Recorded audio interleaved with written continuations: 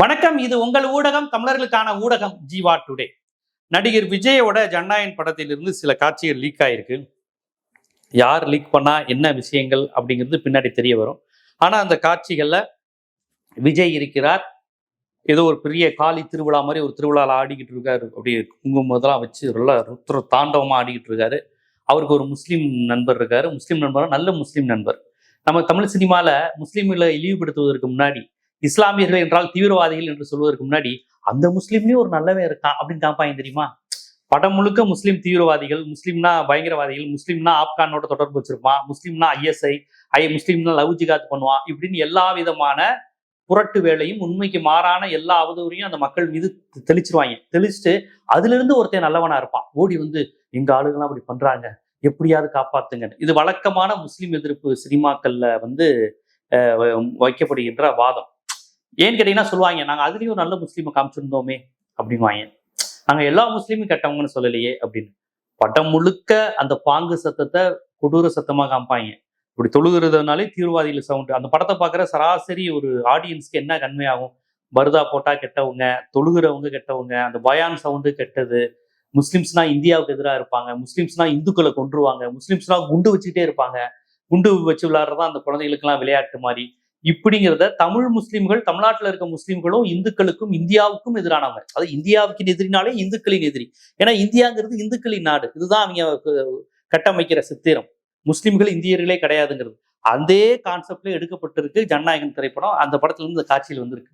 இதற்கு விஜய் தயவு செய்து விளக்கம் கொடுக்கணும், இந்த காட்சிக்கு என்னன்னு. ஏன்னா இவர் சினிமாக்காரராக இருந்தா, துப்பாக்கி படத்துல முஸ்லீம்களை இழிவுபடுத்தி தான் படம் எடுத்தாரு. பீஸ்ட் படத்துல முஸ்லீம்களை கேவலப்படுத்தி தான் படம் எடுத்தாரு. ஏதோ முஸ்லீம் வந்து நாடு விட்டு நாடு வந்து இங்க வந்து முஸ்லீம்கள்லாம் வந்து குண்டு வச்சுக்கிட்டு இருக்கிறாங்களாம், சென்னைக்குள்ள குண்டு வைக்கிறாங்கன்னு எடுத்தாரு.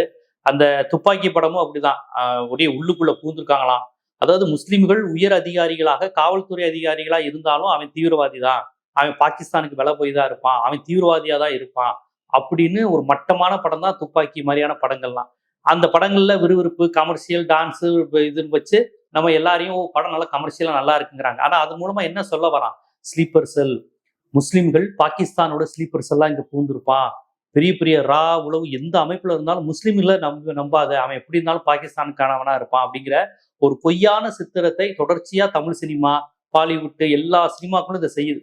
அமெரிக்கா கூட தன்னுடைய சினிமாக்கள் மூலமாக முஸ்லீம் எதிர்ப்பை பல படங்களை செஞ்சிருக்கு. ஜேம்ஸ் பாண்ட் படம் மூலம் ரஷ்ய எதிர்ப்பை பண்ணியிருக்கு. இதெல்லாம் ஒரு அரசியல். நம்ம இங்க RSS ஃபேக்டரி, சினிமாங்கிறது இங்க RSS ஃபேக்டரியா தான் இருக்கு. நிறைய முஸ்லீம் எதிர்ப்பு திரைப்படங்களை பண்ணியிருக்கு. சமீப காலமா முஸ்லீம் எதிர்ப்பு திரைப்படங்கள் தமிழ்நாட்டில் வரல. கமலஹாசனுடைய விஸ்வரூபம் தான் கடைசியா முஸ்லீம்களை வந்து கோயம்புத்தூர்லயும் மதுரையிலையும் குண்டு வைக்கக்கூடிய தீவிரவாதிகள், கொடூரமானவர்கள், குழந்தைகளை கூட விட மாட்டாங்க அப்படின்னு கொடூரமா காமிச்ச படம் வந்து விஸ்வரூபம். முஸ்லீம்களை இழிவுபடுத்தியது கமலஹாசன் கடைசியா. அதுக்கப்புறம் பெரிய லெவல்ல வரல. சீனு ராமசாமி போன்ற முற்போக்கு சிந்தனையாளர்கள், இடதுசாரி சிந்தனையாளர்கள், மத நல்லிணக்க சிந்தனையாளர்கள், நிறைய இயக்குநர்கள் நம்ம வந்துட்டாங்க. வெற்றிமாறன் போன்றவர்கள், சீனு ராமசாமி போன்றவர்கள்லாம் இஸ்லாமியர்களை வந்து அவன் தமிழன், அவன் போராட்ட வேண்டிய தேவை இருக்கு, அவன் போராட்டத்தை நீங்க தீவிரவாதமா சித்தரிக்கிறீங்க போன்ற நிறைய ஆரோக்கியமான மத நல்லிணக்க கருத்துக்களை சீனு ராமசாமி போன்றவர்கள் எடுத்தாங்க. இப்ப அந்த ட்ரெண்டே மாறிச்சு. முஸ்லிம்கள் தீவிரவாதின்னு சொல்லக்கூடிய ட்ரெண்டை மாற்றி நிறைய முற்போக்கான வசனங்கள், நிறைய படங்கள் வர ஆரம்பிச்சிருச்சு. இந்த நிலையில் தான் விஜய் வந்து அந்த பீஸ்ட் மாதிரியான படம் எடுத்தாரு. இப்ப திருப்பி ஜனநாயகன்லையும் அப்பட்டமான முஸ்லீம் இருப்பை வந்து கக்கியிருக்கார். எப்படின்னா, மதுரையில சிம்மக்கல், ஆனக்கல், மதுரை நம்ம வைகாத்து பாலம், கோரிப்பாளையம் தேவர் சிலைக்கு மேலே ஏறி இந்த பக்கம் இங்கே இறங்கினா கோரிப்பாளையம் தேவர் சிலை, அந்த பக்கம் இறங்கினா சிம்மக்கல் போயிடும். இங்கிட்டு மிஷன் ஆஸ்பத்திரி போகும், அங்கிட்டு போனால் பெரியார் பஸ் ஸ்டாண்டு போகிற வழி வந்துடும், சேதுபதி ஸ்கூல் இதெல்லாம். அந்த நந்தி சிலை இருக்கும் பாருங்க நம்ம ஆனக்கல்ல, அந்த நந்தி சிலை கிட்ட குண்டை வைக்கிறாங்களாம், 3 வெடிக்குதான். அப்புறமேட்டு வைகை ஆத்து பாலம் இருக்குல்ல, ஆல்பர்ட் விக்டர் பாலத்துக்கு இப்ப அது பேர் கூட பாத்தி நேதாஜி சுபாஷ் சந்திர பாலம் மாத்தி இருக்கிறாங்க. அது ஆல்பர்ட் விக்டர் பாலம் தான் இப்ப அந்த பாலத்துக்கு நடுவுல குண்டு. அந்த பாலத்துக்கு நடுவு வந்து பார்த்தா உப்புலாப்பட்டித்துறைன்னு நினைக்கிறேன். நம்ம கல்பனா தேட்டர், அண்ணாமலை தேட்டர் போற வழி, மதுரை அண்ணாமலை கல்பனா தேட்டர், பழைய கல்பனா தேட்டர், அண்ணாமலை தேட்டர். இப்ப தேட்டர் இருக்கான்னு தெரியல. அந்த தேட்டர் போற வழி ஒரு பிரிட்ஜ் ஒன்று இருக்கு, அங்க குண்டு வைக்கிறாங்களாம். இப்படி மதுரையில 4-5 இடத்துல குண்டு வைக்கிறாங்களாம். நல்லா யோசித்து பாருங்க. RSS பிளானே மதுரை தான். கோயம்புத்தூர், கன்னியாகுமரிகளுக்கு அடுத்து RSS துடிக்கி எப்படியாவது உள்ள நினைக்கிற இந்து தீவிரவாதத்தை, சாதி வெறியை தூண்ட நினைக்கின்ற பகுதி மதுரை. திருப்பரங்குன்றத்தை அயோத்தியா மாத்தோன்னு ராஜா சபதம் எடுத்திருக்காரு. எப்படியாவது சிக்கந்தர் தர்காவை வந்து தூக்கிட்டு அங்க முஸ்லிம்களுக்கும் இந்துக்களுக்கும் சண்டையை மூட்டி விடணும் அப்படின்னு திருப்பரங்குன்றத்தை ஒரு மத கலவரமாக்கணும்னு ராஜா, இந்து முன்னணி இதெல்லாம் பயங்கரமான சபதம் எடுத்திருக்கு. அதிமுக சைலண்ட் பார்ட்னரா இருக்கு. விஜய் கட்சி கூட அந்த விஷயத்துல இந்து RSSக்கு சார்பாக தான் கருத்து சொல்லிட்டு இருந்தாரு. அருண்ராஜ் ஐஆர்எஸ் அந்த அவரு. இப்ப திருப்பரங்குன்றத்துல RSS கேண்டிடேட்டை தான் நிப்பாட்டி இருக்கு. அந்த CT நிர்மல்குமார் என்பவர் யாருன்னா RSSல இருந்தவர், ஷாகா வைப்பு பெற்றவர். அப்ப திருப்பரங்குன்றத்துல மதவெறியை தூண்டக்கூடிய ஒரு நபரையே கேண்டிடேட்டா போட்டிருக்கு. எடப்பாடியை பாராட்டணும் ஏடிஎம்கே. அங்க நான் வந்து எங்க ஆளதான் போடுவேன், எங்க கட்சிக்காரங்களை தான் போடுவேன். ராஜன் செல்லப்பாங்கிற ஒரு மண்ணின் மைந்தரை போட்டிருக்கு. என்னதான் இருந்தாலும் ராஜன் செல்லப்பா ஒரு அண்ணா திராவிட முன்னேற்ற கழகத்தை சேர்ந்தவர். அவரை நீங்க RSSன்னு சொல்ல முடியாது. ஆனா CT நிர்மல்குமார் RSS சாகா வைப்புல இருந்தவர். அவரை வந்து திருப்பரங்குன்றத்துல போட்டிருக்கு. அப்ப திருப்பரங்குன்றத்தில் RSS ஆட்கள் வேணும் அப்படிங்கிற அந்த அஜெண்டாவில் பிஜேபிக்கு முதல் படியை ஏற்படுத்தி தந்தவர் விஜய். இப்ப ஜனநாயகன் படத்துல மதுரையில முஸ்லிம்கள் குண்டு வைக்கிறாங்க அப்படின்னு காட்சி அமைச்சிருக்காரு. அது எப்படின்னா நிறைய குண்டுகள் இறங்குதான். அங்க ஒரு முஸ்லீம் யாரு தெரியுமா, தூத்துக்குடி கேண்டிடேட் காமெடியன். அந்த காமெடி கேண்டிடேட் வந்து கேட்கிறாரு பார்த்துட்டு, இன்னும் இவ்வளவு குண்டு இறக்குறீங்க. அவனும் பாருங்க குண்டு வைக்கிறதுக்கு எதிராக இல்லை அந்த முஸ்லீம். ஏன்னா முஸ்லீம்கள்னாலே குண்டு வச்சு விளையாடுவாங்க தானே, அப்படித்தானே இவங்க படம் எடுக்கிறாங்க. முஸ்லீம் வீடுனாலே குண்டு வைக்கிறது, தீவிரவாதம் பண்றது, பாப்பா எங்க குண்டு வைக்கணும் அப்படின்னு பேசிக்குவாங்களாம் வீட்டுல, அப்படி சர்வசாதாரணமா. அதனால கேட்கிறாரு, இவ்வளவு குண்டு வச்சா நிறைய மக்கள் சாவாங்களே. யாரு அவன் கேட்கிறான், அந்த கேரக்டர், சாய்நாத் கேரக்டரு, நிறைய பேர் சாவாங்களே.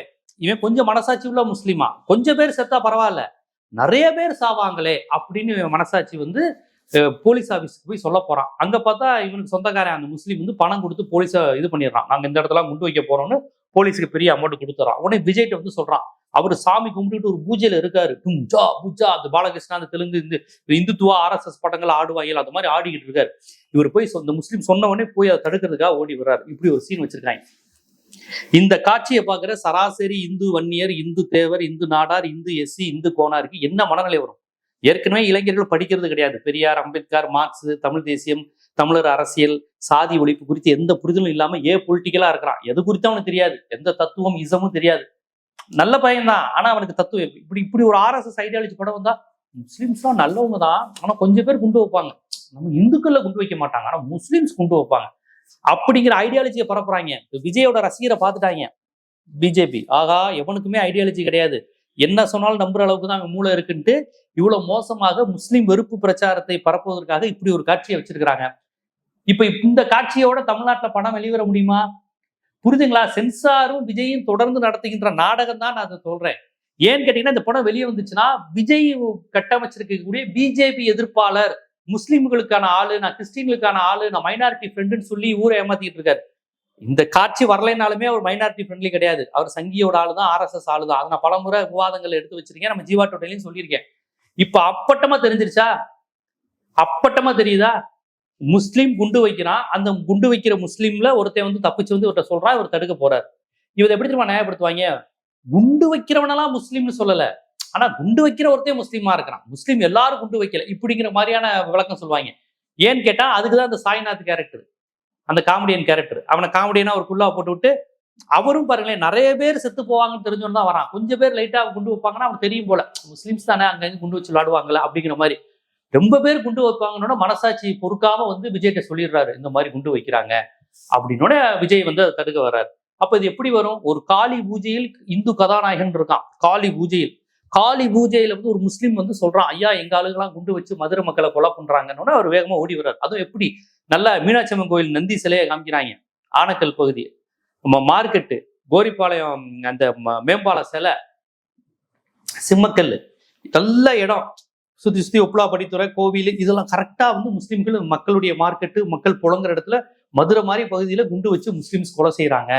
அதை நம்ம கதாநாயகன் காப்பாத்துறான்னா, இந்த மாதிரி படங்களை கொண்டு வருவதன் மூலமா பாஜக அஜெண்டா புரியுதுங்களா? ஏற்கனவே காந்தாரா ஒரு RSS படம், கேரளா ஸ்டோரி ஒரு RSS படம், காஷ்மீர் ஃபைல்ஸ் ஒரு RSS படம், RRR அதுவும் இந்துத்துவ கதை தான்.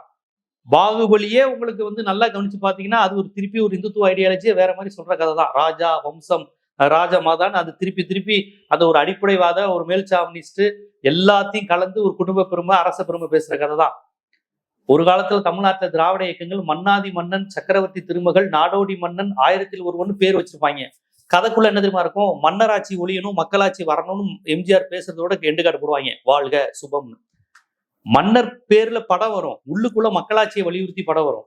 இது மக்களாட்சி நடக்கிற இந்த காலத்துல இவங்க RRR, பாகுபலி, காந்தார் எல்லாமே அரச பெருமை, கிராம பெருமை, கிராம தெய்வங்கள் பெருமை, நிலத்தின் பெருமை, கடவுளின் பெருமை, புரியுதுங்களா? நவீனங்களுக்கும் அறிவியலுக்கும் எதிரான கதையெல்லாம் எடுத்து இது இந்துத்துவா, இது பூமின்னு கொண்டு வரக்கூடிய இந்த மோசமான RSS ஐடியாலஜியை தான் பிஜேபி சினிமாங்கிற பேர்ல பண்ணிக்கிட்டு இருக்கு. தமிழ்நாட்டுல விஜய் மாதிரி ஒருத்தரை பிடிச்சு முஸ்லீம் வெறுப்பு திரைப்படத்தை ஏற்கனவே 2 படம் எடுத்தாச்சு. இப்ப இந்த படத்துல ரொம்ப அப்பட்டமா எடுத்துருச்சு. இப்ப இந்த காட்சி வெளியே வந்துச்சுன்னா, இந்த எலெக்ஷனுக்குள்ள வந்துருச்சுன்னா, முஸ்லிம்ஸ் ஒரு பய விஜய்க்கு ஓட்டு போட மாட்டான்னு தெரியும். முஸ்லிம்ஸ் ஓட்டு ஓரளவு நம்பி, கிறிஸ்டின்ஸ் ஓட்டை நம்பி தான் அவர் நிக்கிறாரு. ஸோ ஆன்டி பிஜேபி ஓட்டை பிரிக்கிறதுக்காண்டி தான் விஜய் நிக்கிறாரு, திமுகவை தோக்கடிக்க தான் நிக்கிறாரு. இப்ப இது வந்துச்சுன்னா முஸ்லிம் கிறிஸ்தவர்கள் கண்டிப்பா விஜயை முழுமையா வெறுக்க ஆரம்பிச்சிருவாங்க. ஸோ அதனாலதான் இந்த படத்தை இவங்க சேர்ந்தே நாடகம் நடத்தி சென்சார் அது இது நிப்பாட்டி வச்சிருக்காங்கிறதா என்னுடைய இது. இதை நான் பலமுறை விவாதத்துல சொல்லியிருக்கேன். உடனே பிஜேபி விஜயை ஒடுக்குகிறதா, விஜய் ஒரு கிறிஸ்டின் என்பதால் பிஜேபி ஒடுக்குதா, ஏதோ ஒரு இந்துத்துவ எதிர்ப்பு போராளி மாதிரியும் கிறிஸ்தவர்களுக்காகவும் மைனாரிட்டி கண்டி தொடர்ந்து குரல் கொடுக்குற மாதிரியும் அப்பட்டமான சங்கி கருத்துகளுக்கு தலையாடி. ஏன்னா இவர் மூளையில ஒன்றும் கிடையாது. இவர் மூளை வெற்றிடமா இருக்கனால எல்லா இந்துத்துவ வலதுசாரி பிற்போக்குத்தனம் ஆணாதிக்கம் எதை ஊத்துனாலும் அவர் மண்டை ஏத்துக்கும். ஏன்னா அடிப்படையில் அவர் பெரியார், அம்பேத்கர், மார்க்சின் படித்தவர் கிடையாது. திராவிட இயக்கம், திமுக, இடதுசாரி கட்சி ரீதியாகவும் கிடையாது, கொள்கை ரீதியாகவும் கிடையாது, ஐடியாலஜிக்கும் கிடையாதுனால அப்பட்டமான ஒரு சங்கி படத்தை எடுத்திருக்காரு. நீங்களே அந்த காட்சிகளை பார்த்தீங்கன்னா தெரியும். அப்பட்டமான ஒரு ஒரு வலதுசாரி உள்ள முஸ்லீம் வெறுப்பு உள்ள அந்த கல்பனா தேட்டர், மதுரை அண்ணாமலை தேட்டர்லாம் வெடிக்குது, மேம்பாலம் வெடிக்குது, சிம்மக்கல், நந்தி சிலை, இதெல்லாம் நமக்கெல்லாம் சென்டிமெண்டான ஏரியாக்கள், நம்ம அடிக்கடி போன இடமா இருக்கும். அப்ப எந்த அளவுக்கு மதுரையை குறி வைக்கிறாங்க பாருங்க. ஒரு பக்கம் திருப்பரங்குன்றத்தை குறி வைக்கிறாங்க, அதுக்கேத்த RSS கேண்டிடேட்டா விஜய் இறக்குறாரு. இன்னொரு பக்கம் மதுரையில முஸ்லிம்ஸ் குண்டு வைக்கிறாங்கன்னு படம் எடுக்கிறாரு. திருப்பரங்குன்றத்தை முஸ்லீம்கிட்ட இருந்து காப்பாற்றணும்னு RSS, மதுரை மத்திய பகுதியில முஸ்லிம்ஸ் குண்டு வைக்கிறாங்கன்னு சொல்றது விஜய். இதுல முஸ்லீம் கேண்டிடேட் வேற மதுரையில நிப்பாட்டி இருக்காரு அவர். எவ்வளவு மோசமான ஆட்கள் பாருங்க. முஸ்லீமுக்கு எதிராக படம் எடுத்துட்டு முஸ்லீம் கேண்டிடேட் நிப்பாட்டுறாங்க. இதுதான் பிஜேபி நேரடியா வராது. இந்த மாதிரி நடிகர்களை பயன்படுத்தி தான் தமிழ்நாட்டுக்குள்ள வர முயற்சி பண்ணுது. இதைத்தான் தொடர்ச்சி காலத்துல இருந்து நான் விவாதங்களை பயன்படுத்திட்டு வரேன்.